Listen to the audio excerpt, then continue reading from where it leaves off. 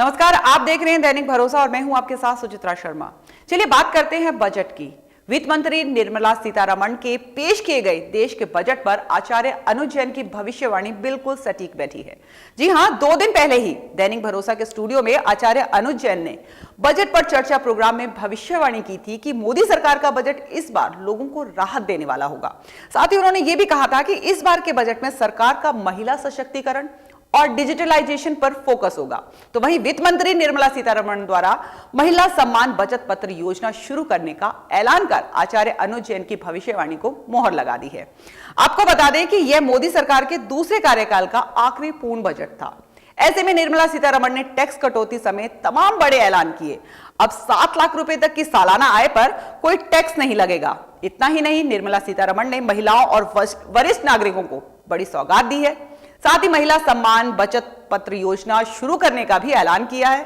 इसके अलावा किसानों, युवाओं और छात्रों के लिए बड़े ऐलान किए हैं। ज्योतिष एक ऐसी विधा है जो केवल मनुष्य के भविष्य के बारे में ही नहीं, किसी राष्ट्र, किसी समाज, किसी संस्था, यानी कि वो सभी उन भविष्य के बारे में बता सकती है जो कि जिनका अस्तित्व इस ब्रह्मांड में है। एक बहुत पुरानी कहावत है कि हाथ कंगन को आरसी किया और पढ़े लिखे को फारसी किया। आज से कुछ ही दिन पूर्व जब मैं आपके साथ था तो हमने डिस्कस किया था कि आने वाला केंद्रीय बजट भारत सरकार के किन किन मुद्दों के ऊपर होगा और उसमें किस किस सेक्टर के अंदर हमें उत्थान देखने के लिए मिलेगा, जिसमें हमने आपसे बात की थी किसान के विकास के बारे में, महिला सशक्तिकरण के बारे में, टैक्स के रिफॉर्म्स के बारे में, indirect benefits to the consumers, money market की अपलिफ्टमेंट, ऑटो और इंफ्रा सेक्टर के बारे में। तो आज देखिए यही कुछ हुआ केंद्रीय बजट में, और ये कोई चमत्कार नहीं, ये चमत्कार या ये एक सिंपल सा ज्ञान है ज्योतिष का। ये मैंने आपके सामने कुंडली प्रस्तुत की थी जिसके अंदर की मैंने आपको बताया था कि किस प्रकार से एक्सपेंडिचर्स होंगे, गवर्नमेंट किस प्रकार से एक पॉपुलिस्ट बजट लाकर अपने आप को एस्टैब्लिश करेगी, मरकरी यहां पर किस प्रकार से आईटी इंडस्ट्री के लिए बेनिफिशियल होगा, वीनस और सैटर्न की युति किस प्रकार से किसान के लिए, मनी मैटर्स के लिए, महिला सशक्तिकरण के लिए किस प्रकार से होगा, और केतु यहां पे किस प्रकार से डिस्ट्रेस क्लास को एड्रेस करेगा, मून और मार्स की पोजीशन किस प्रकार से इंफ्रा या एसेट क्लास के लिए इंपॉर्टेंट होगी। और आज यही कुछ हुआ। तो आइए देखते हैं कि क्या कुछ कहा गया था, किन शब्दों के अंदर कहा गया था और क्या कहा आज हमारे माननीय वित्त मंत्री जी ने। निर्मला सीतारमण ने कहा कि यह अमृत काल का पहला बजट है। उन्होंने कहा कि भारत की अर्थव्यवस्था सही दिशा में चल रही है और सुनहरे भविष्य की ओर अग्रसर है। निर्मला सीतारमण ने कहा कि दुनिया ने भारतीय अर्थव्यवस्था को चमकता हुआ सितारा माना है। दुनिया में भारत का कद बड़ा है। उधर पीएम मोदी ने कहा कि यह बजट विकसित भारत के विराट संकल्प को पूरा करने के लिए एक मजबूत नींव का निर्माण करेगा। यह बजट आज की आकांक्षी समाज, गांव, गरीब किसान, मध्यम वर्ग सभी के सपनों को पूरा करेगा। अमृत काल का ये पहला बजट विकसित भारत के विराट संकल्प को पूरा करने के लिए एक मजबूत नींव का निर्माण करेगा। ये बजट वंचितों को वरीयता देता है।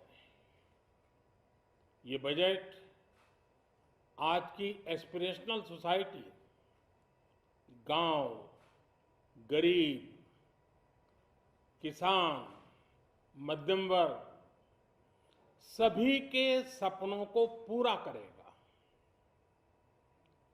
मैं वित्त मंत्री निर्मला जी और उनकी टीम को इस ऐतिहासिक बजट के लिए बधाई देता हूं। साथियों, परंपरागत रूप से अपने हाथ से औजारों और टूल्स से कड़ी मेहनत कर कुछ न कुछ सृजन करने वाले करोड़ों विश्वकर्मा इस देश के निर्माता है। लोहार, सुनार, कुम्हार, सुथार, मूर्तिकार, कारीगर, मिस्त्री, अनगिनत लोगों की बहुत बड़ी लंबी लिस्ट है। इन सभी विश्वकर्माओं की मेहनत और सृजन को देश इस बजट में पहली बार अनेक प्रोत्साहन योजना लेकर के आया है। ऐसे लोगों के लिए ट्रेनिंग, टेक्नोलॉजी, क्रेडिट और मार्केट सपोर्ट की व्यवस्था की गई है। पीएम विश्वकर्मा कौशल सम्मान यानी पीएम विकास करोड़ों विश्वकर्माओं के जीवन में बहुत बड़ा बदलाव लाएगा। साथियों, शहरी महिलाओं से लेकर गांव में रहने वाली महिलाएं हो, कारोबार रोजगार में व्यस्त महिलाएं हो या घर काम में व्यस्त महिलाएं हो, उनके जीवन को आसान बनाने के लिए बीते वर्षों में सरकार ने अनेकविध कदम उठाए हैं। जल जीवन मिशन हो, उज्ज्वला योजना हो, पीएम आवास योजना हो, ऐसे अनेक कदम, इन सबको बहुत बड़ी ताकत के साथ आगे बढ़ाया जाएगा। उसके साथ साथ महिला सेल्फ हेल्प ग्रुप एक बहुत बड़ा सामर्थ्यवान क्षेत्र आज भारत में बहुत बड़ी जगह अपने आप एक्वायर कर चुका है। उनको अगर थोड़ा सा बल मिल जाए तो मिरेकल कर सकते हैं। और इसलिए विमेन सेल्फ हेल्प ग्रुप उनके सर्वांगीण के विकास के लिए नई पहल इस बजट में एक नया आयाम जोड़ेगी। महिलाओं के लिए एक विशेष बचत योजना भी शुरू की जा रही है और जनधन अकाउंट के बाद ये विशेष बचत योजना सामान्य परिवार की गृहिणी माताओं बहनों को बहुत बड़ी ताकत देने वाली है। ये बजट सहकारिता को ग्रामीण अर्थव्यवस्था के विकास की धुरी बनाएगा।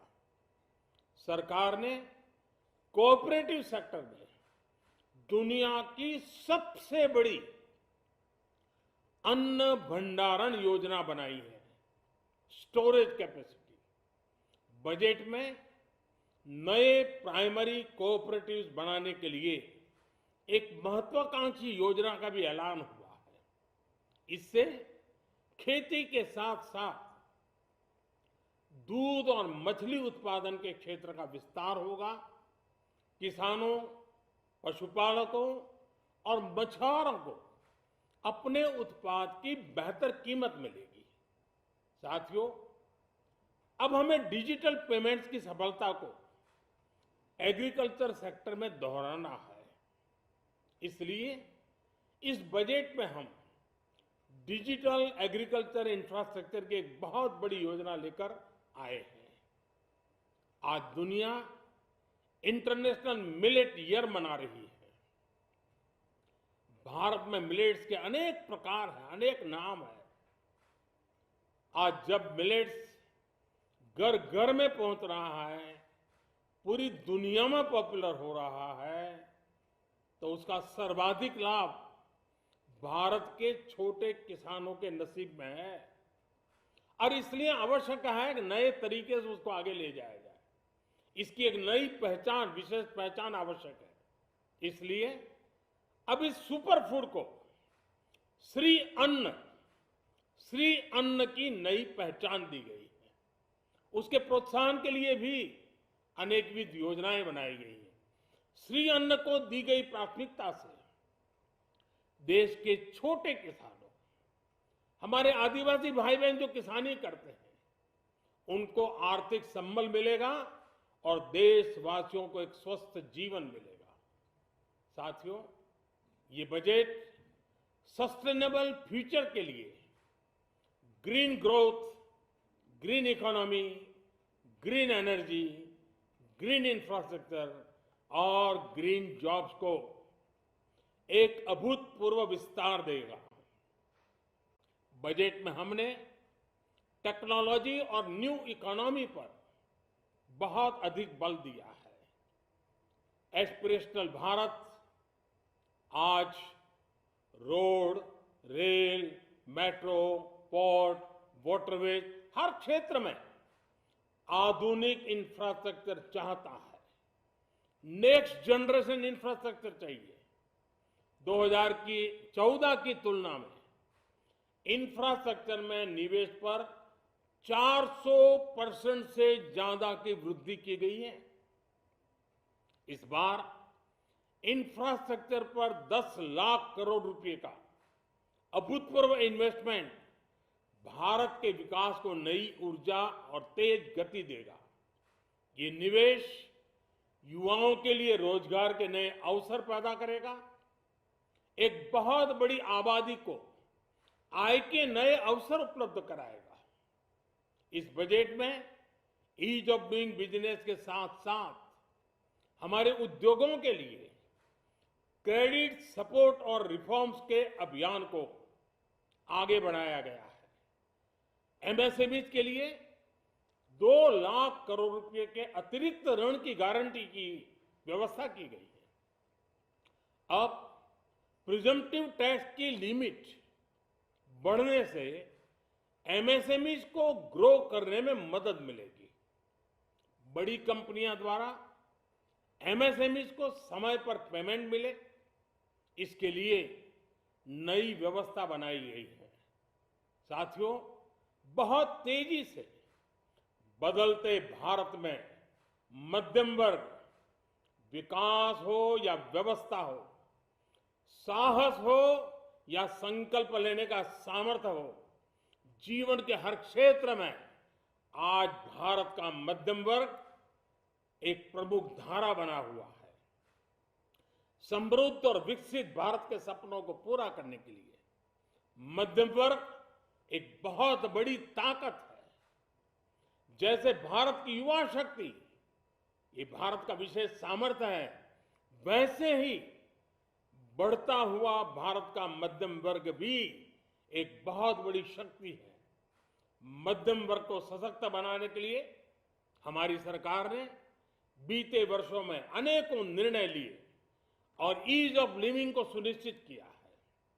हमने टैक्स रेट को कम किया है, साथ ही प्रोसेस को सिंप्लीफाई, ट्रांसपेरेंट और फास्ट किया है।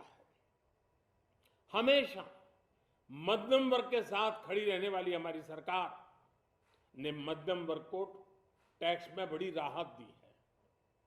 इस सर्वस्पर्शी और विकसित भारत के निर्माण को गति देने वाले बजट के लिए मैं फिर एक बार निर्मला जी और उनकी पूरी टीम को बहुत बहुत बधाई देता हूं और देशवासियों को भी बहुत बधाई के साथ साथ मैं आह्वान करता हूं, आइए अब नया बजट आपके सामने है, नए संकल्पों को लेकर के चल पड़े।